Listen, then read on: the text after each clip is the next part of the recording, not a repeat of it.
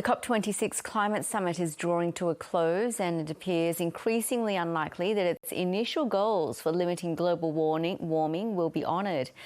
The Australia Institute's Richie Merzian is attending the summit in Glasgow, and he says the latest language that's been presented isn't as ambitious as many had hoped.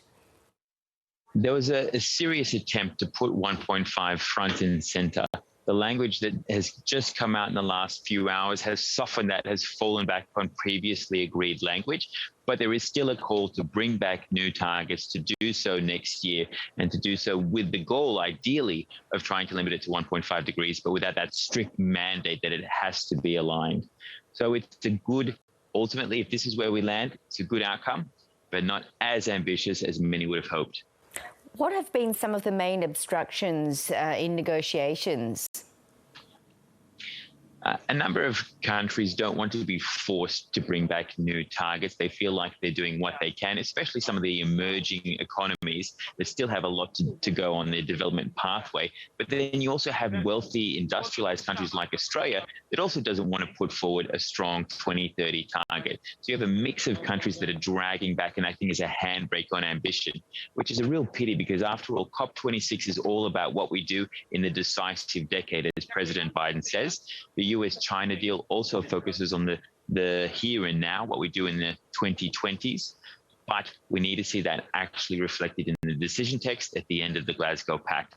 And we'll see in the next few hours if that's where we land. And what have the UN Secretary-General and the COP26 President had to say as the summit comes to a close? There's been a frustration from the UN Secretary-General. He wanted to see more put on the table. Having said that, though, there's some things that happen here at COP26 I've never seen before. And I've been coming for around 15 years to these types of conferences. And that's for the first time ever, fossil fuels are addressed head on. We're seeing language that actually calls for the phase out of coal, for the phase out of fossil fuel subsidies, for the phase out of methane, which is 70 to 90% of natural gas is methane. It often leaks when we mine it.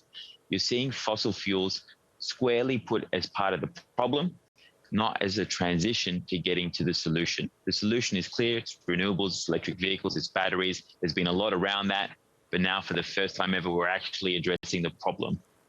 So do you think more can be achieved? The summit comes to an end at 6 p.m. GMT, the wee hours of the morning here. What more can be negotiated?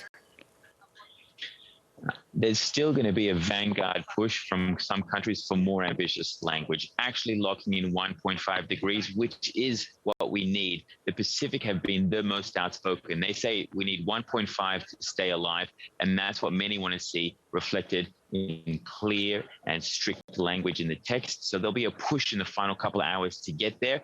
And in addition, there'll also be interest in what the finance package looks like, paying developing countries to do more. That's the glue that brings it all together. But when it comes to fossil fuels, we're ultimately keen to see that language strengthened. A small group of countries announced an alliance to phase out oil and gas production. What can you tell us about that?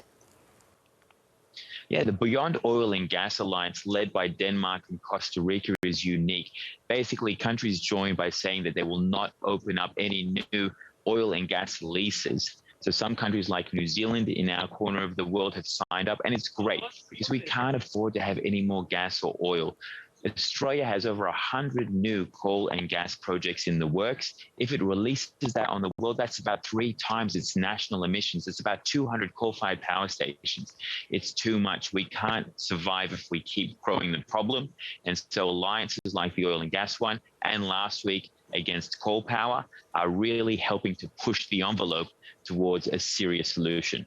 And what about the US and China, two of the world's biggest emitters? What have they pledged at this summit?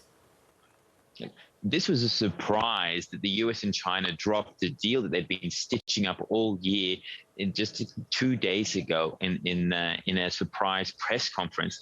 You can't underestimate the impact. These are the 2 largest emitters, the 2 largest economies that have come a meeting of minds to say, let's do as much as we can in the 2020s, and let's also actually tackle the greenhouse gases that get you more bang for your buck, and that's like methane emissions. And so they'll be working together on how to do that. It's great because on top of that, you had India, the 3rd largest emitter, come forward and say, we want 50% of our energy now to come from renewables. So you're seeing big emitters take serious steps, and that's what we're going to need going forward if we're going to solve climate change. Well, there was concern Australia was going to come under significant criticism from the international community for its climate record and commitments.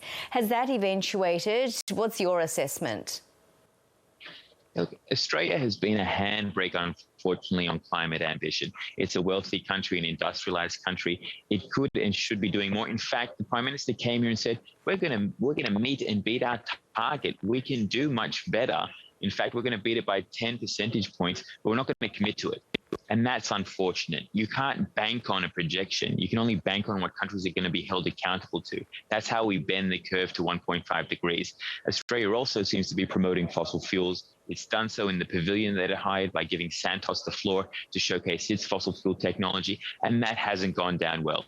Unfortunately, Australia has not been seen as a constructive player at these negotiations, but a fossil fuel promoter and a handbrake on ambition. Finally, Richie, the end of the summit does not mean the end of talks. What happens now to ensure countries continue the discussion to meet their targets? There'll be another COP at the end of next year. It'll be in Sharm el-Sheikh in Egypt. It's going to be a big focus on, again, bringing back updated targets. So there will be a request for countries specifically like Australia that haven't updated their 2030 targets to bring updated commitments to the table next year in Egypt. There'll also be called for more financing so that developing countries can move away from fossil fuels. We've seen some deals. South Africa, for example, Africa's largest coal producer and user, is now stitched up a deal with the US and the UK to phase out its coal. So we're going to see more of these deals happen, especially with an African COP and with an opportunity to actually help countries both develop and do so in a clean and green way. Well, Richie, thanks for wrapping that up for us. Really appreciate it. My pleasure. The bottom 20% get nothing. They're really unfair tax cuts. People want to see much stronger action from the government when it comes to climate change. It's no coincidence that we have a wages crisis in Australia. Transitioning to net zero emissions, it doesn't seem like there's much room for gas.